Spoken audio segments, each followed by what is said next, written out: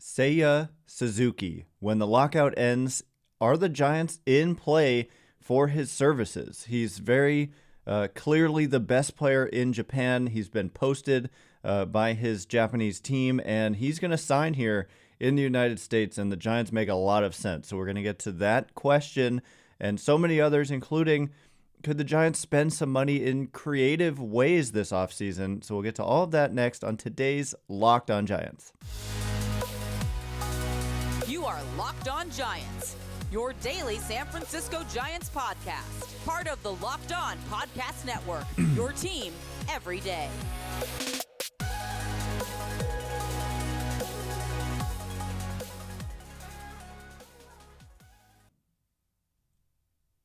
Hello and welcome to Locked On Giants, part of the Locked On Podcast Network, your team every day. My name is Ben Kaspick, and on this show we provide episodes 3 days a week for now, talking about the San Francisco Giants in a way that's data-driven and rational, but also simple, passionate, and accessible to all. I'm a former contributor for the baseball statistics and analysis websites Beyond the Box Score and Rotographs. I've been podcasting about the Giants since 2015, and I'm a lifelong fan. Thank you for making Locked On Giants your first listen every day. We're free and available on all platforms, including YouTube. Thank you for getting us to 1,000 subscribers in just a couple of months.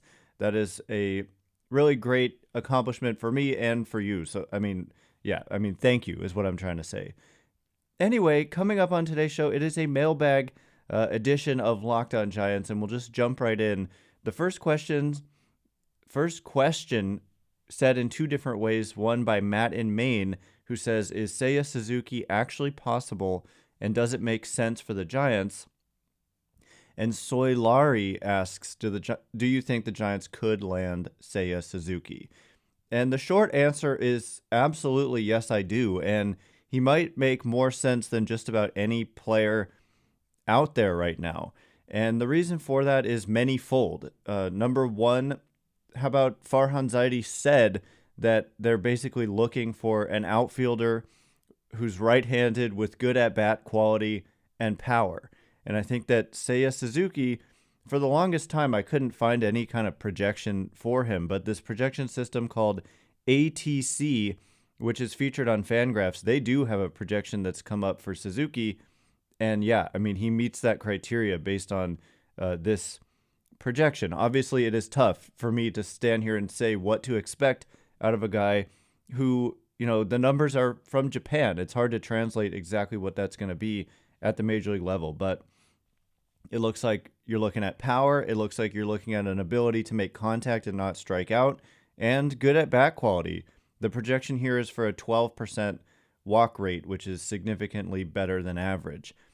So, yeah, currently, so Farhan Zaidi said that about wanting, right-handed hitter. Think about the fact that they lost Buster Posey to retirement. Chris Bryant has walked away. All of a sudden, you don't have those two bats in your lineup. They need something. They got to do something, and I think Seiya Suzuki makes a lot of sense. There's a lot of upside possibly beyond the contract he's likely to get, because these contracts have to take into account the considerable risk that comes with a player who's quote unquote unproven, right, at the major league level.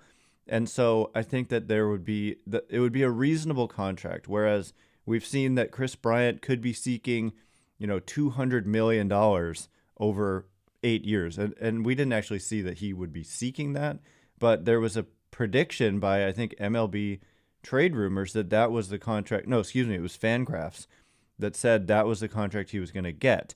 Whereas for Seiya Suzuki, we've looked at predictions by MLB Trade Rumors, ESPN, and Fangraphs, and the range on the low end, Fangraphs says 4 years, $40 million, and MLB Trade Rumors on the high end says 5 years, $55 million.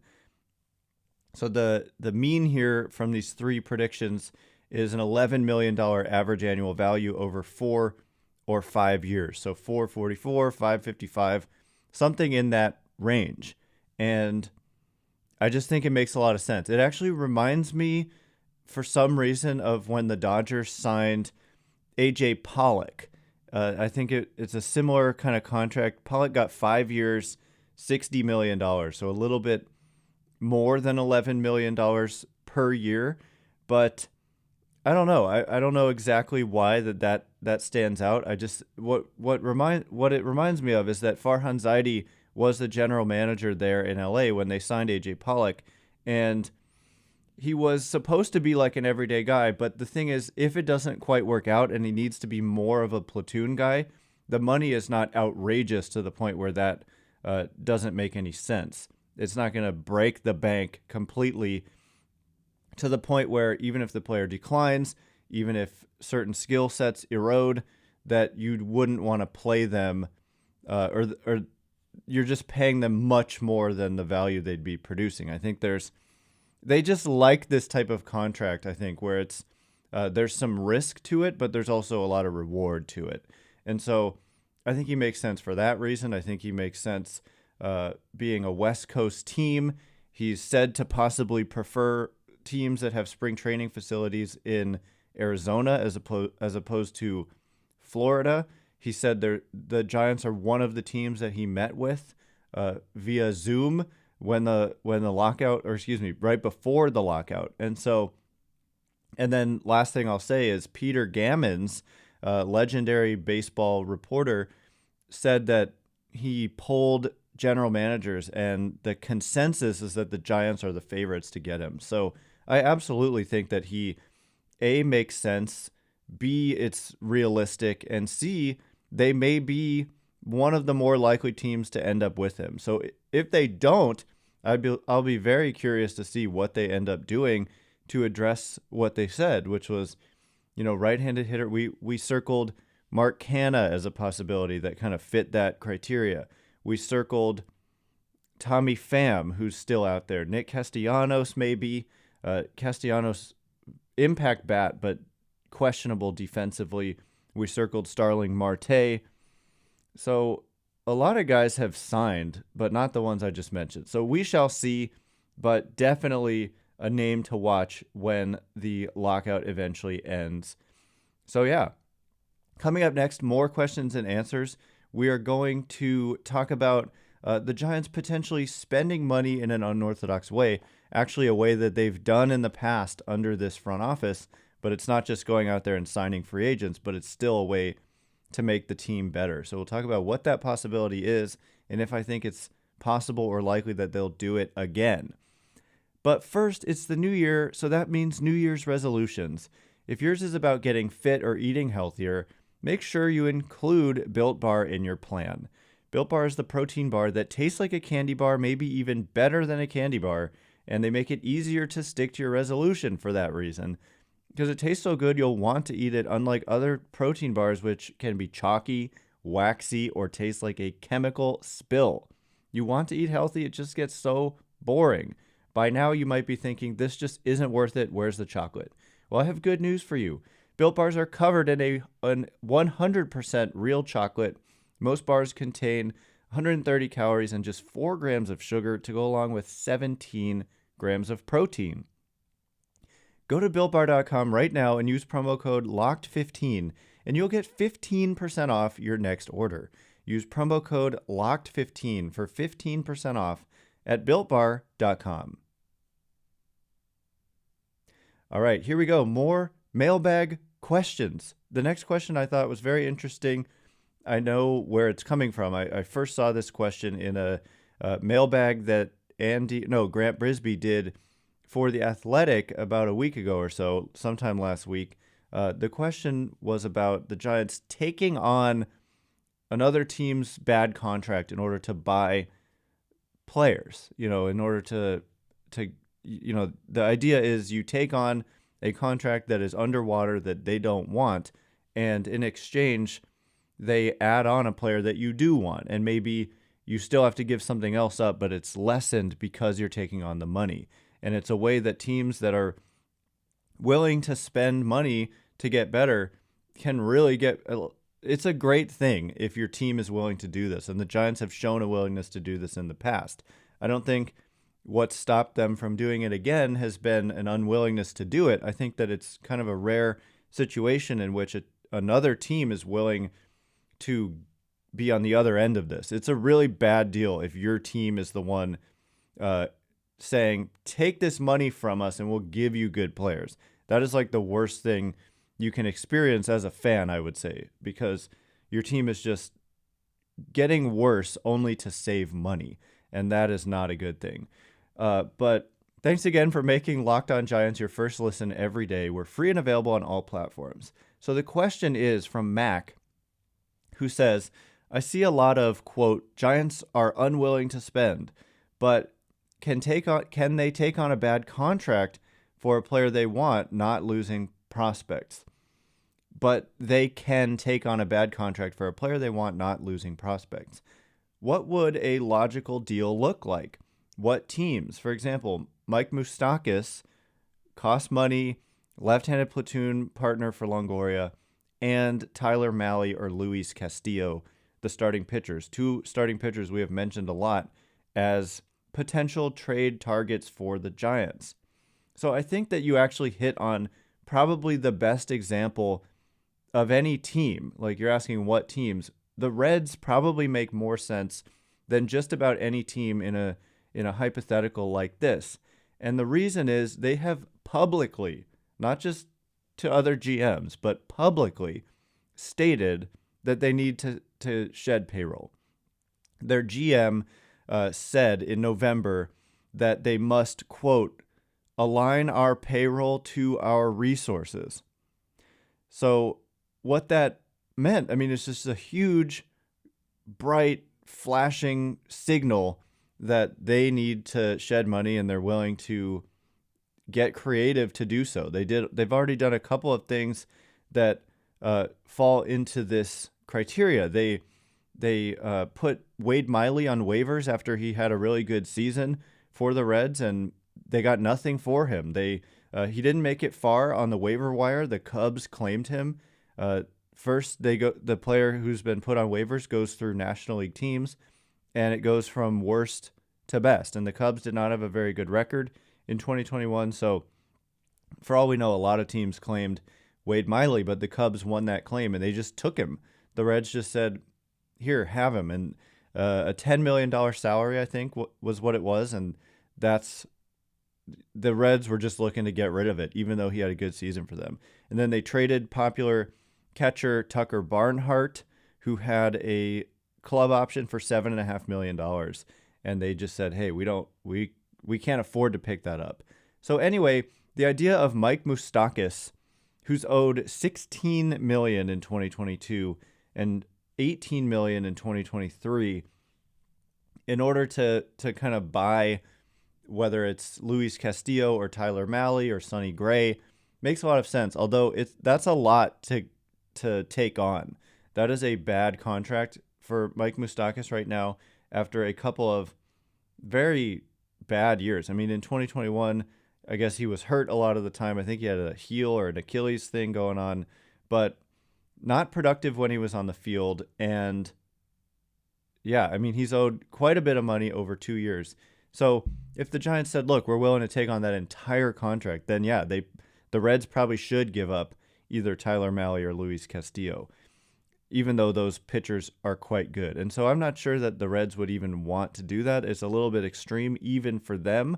But yeah, if you were willing to take on that Moustakas contract to any degree, or Shogo Akiyama, as someone mentioned in response to you on Twitter, absolutely, there's a way to work out a deal like that, potentially. It could be that you take on half of the money owed to Moustakas and you give them some kind of decent prospect. Even that might be a little bit too much for the Giants to give up. But Luis Castillo in particular, I would be excited about getting. Tyler Mahle too. They're both good, and that's why this is intriguing. Another possible team is the Oakland A's. The A's are in one of those phases where they're looking to kind of shed some salary and trade some good players. I think the A's are a little bit kind of smarter about how they operate, and they would want to be getting something back, I would imagine. That's why the Reds probably make the most sense, because they clearly want to get rid of some money. And by the way, the other time the Giants did this was in the first offseason under Zaidi. They took on Zach Cozart's contract from the Angels, And in exchange, the Angels gave the Giants their first round pick from that summer, Will Wilson. And yeah, so the Giants, they had to give up like some player, but he wasn't a well-known player. I can't even remember who it is. But basically, they bought a prospect in Will Wilson by taking on that money. So they've shown a willingness to do it before, and absolutely, there's no reason why they couldn't or shouldn't do it again. And I said this earlier, but I want to repeat it. The reason we haven't seen more of this, I don't think, is because the Giants just became less willing to do it. I think it's more so that it's kind of rare to find a team that is willing to shoot itself in the foot in this particular manner. But sometimes, maybe the GM is just under orders from the owner. You need to get rid of a lot of this payroll by any means necessary. And so at the end of the day, the GMs and all that, they work for the owners. And if the owners are most interested in just saving money, cutting costs, then sometimes the GMs have no choice. And so the Giants absolutely should take advantage of this if these opportunities are out there. And I believe that they will, because they have in the past, in the not so distant past as well. Anyway, the next question comes from Masters Gaming, who asks, why is everyone saying they are cutting payroll? And by everyone, I mean all the beat writers, the Bay Area, and nationally. Yeah, I mean, currently their payroll is projected to be at about 126 million. And if they went into the season like this, then yeah, it's a substantial drop off from the roughly $160 million payroll they had in 2021. They were at in as recently as 2019, they were at 186 million, and in 2018 about 200 million. So these would be big drop-offs, but the thing that I keep saying is the offseason isn't over. I don't understand why we need to judge them for their spending before we know what they're going to spend. They don't start cutting these checks until the season starts. And so I don't really have a ton of interest in getting all caught up in the Giants spending. And also the fact that they've spent about $99.4 million this offseason.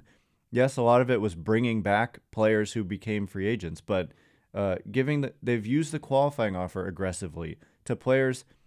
Among the only players who've accepted the qualifying offer, Kevin Gausman and Brandon Belt, I think, are 2 of 3 who've accepted the qualifying offer in the last couple years. And they also signed Brandon Crawford to an extension. They signed Alex Wood to a 2-year contract. They signed Anthony DeSclafani to a 3-year contract. Alex Cobb got a 2-year contract. So they've spent a lot of money this winter. A lot of it is just bringing back players they already had, but it's also not over. So you're not going to see me getting too wrapped up in that. We'll talk about the final numbers once they're final, but in the meantime, it's kind of a waste of time, in my opinion, to kind of get worked up about their spending when we don't even know what it's going to be.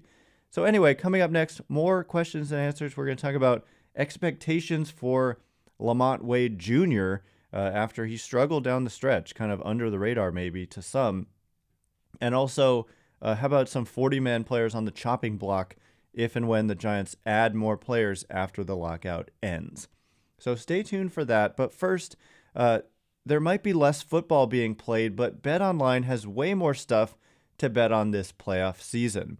From scores, totals, player performance, props, to where to find where the next fired coach is going to land, BetOnline is the #1 spot for all things NFL betting in 2022. And with the new year comes a new updated desktop and mobile website. To sign up today and receive your 50% welcome bonus on your first deposit, just use our promo code LOCKEDON to get started. And it's not just football. BetOnline's basketball, hockey, boxing, and UFC odds coverage is the best in the business. From sports right down to your favorite Vegas casino games, BetOnline is your #1 wagering destination. BetOnline, the fastest and easiest way to wager on your favorite sports and play your favorite games. BetOnline, where the game starts.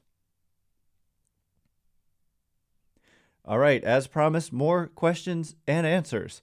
The next question comes from Logan, who says, what are your expectations for LaMonte Wade Jr. this year? I am a little down on him based on his last 2 months of 2021. Not sure if that is just a prolonged slump or if pitchers figured him out and that is just who he is now. So this is an interesting question, one that, we haven't really been asked a lot on this show, and I'm kind of in agreement with you. There were definitely some signs of slowing down as the season went on, and so I think that he's more of a complementary player. They really mostly put him in a platoon situation throughout the year. And if you're just playing in a platoon, you really have limited upside to an extent. He did get his first ever hit against a left-handed pitcher at some point in 2021, but his career numbers against lefties, he's got a weighted runs created plus of 6. Batting average is 104, on base percentage 204, slugging 146. This is obviously a small sample of 56 plate appearances, but the strikeout rate is north of 30% and the walk rate is just 5.4%. So it's bad signs there. But against right-handed pitching, the numbers are just so much better. Career 344 on base, 491 slugging. He's got a 230 isolated power. Strikeout rate is a much more reasonable 20.5%. Walk rate is above 10%. So I view him as a guy who's going to continue to get a lot of opportunities, probably including one, to start the season. Like if they're facing a right-handed pitcher on opening day, I would expect Wade Jr. to be in that lineup. But also, I think when there's a lefty on the mound, he's just not going to be in there, and he'll have to earn his way into those opportunities. It reminds me a little bit of Mike Yastrzemski. I think that maybe fans right off the bat, if you hear that, aren't in agreement because you think Yastrzemski's got a higher ceiling. And that may be, but maybe to me that has more to do with base running and defense, both of which Yastrzemski is quite good at. But in terms of the bat, think about Yastrzemski. I mean, overall in his career, I think he's done better. But what happened for Mike Yastrzemski in 2021? Well, it was a struggle for him pretty much all season. And I think that that's kind of the new baseline that I would expect for Yastrzemski to an extent. What I actually mean is that the projection systems kind of see 2021 as what to expect from him. And it was a long period, right? It was his first like legitimately full season, and it was some good, some bad. Mostly it seemed like he was kind of struggling and that pitchers had a way to attack him. And I just view Wade Jr. as the same kind of fine complementary player, someone who can really help your team as one of 26, but he's not going to be, to me, like an anchor of your roster for years and years, and someone who's just going to play every day and be a star, basically. A complementary player, but someone who in the right roles can just really make a difference. And that's what we saw. I mean, he contributed to a 107 win team, and so did Yaz. And there really weren't that many guys just completely carrying the load. Maybe Buster Posey, Brandon Crawford, Logan Webb, Kevin Gausman, but everyone else just chipped in. And I just viewed Wade as a guy who's going to continue to chip in. What was most surprising was the power. He showed big power, hit 18 home runs in just 381 plate appearances. And the big question when the Giants acquired him in that trade was whether he was ever going to hit for power. And so I remain intrigued, but it did seem as the season went on and in the playoffs that he kind of got figured out a little bit, and that's exactly what it seemed like with Yaz. And so these two guys, I'm going to be very interested to see what their 2022 seasons look like, and it will say a lot about what to expect from them for the rest of their careers based on what they do in 2022. I just need more data because I think both guys have something to prove still at this point. So the last question comes from Brandon Belt's left thumb, who asks, what players on the 40-man are on the chopping block and or trade bait to make room for free agent signings after the lockout ends? Yeah, I mean, this is a good question, one that we always have to consider when we are talking about acquiring players. It always, of course, does mean that certain players come off of your roster. And so the Giants' 40-man roster, according to Roster Resource, currently stands at 39. So I'm trying to pull up the 40-man roster as I'm speaking here, but currently at 39. So that means they could add one more player without having to do anything.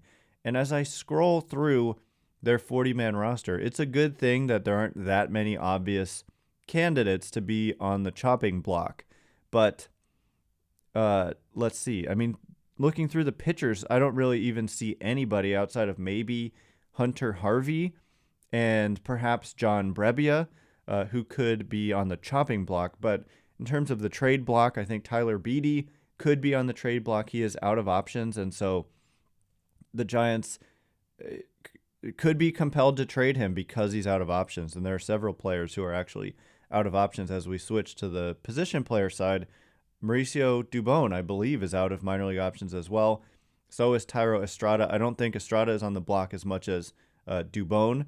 And Jalen Davis is kind of in limbo, and is he ever going to get that opportunity?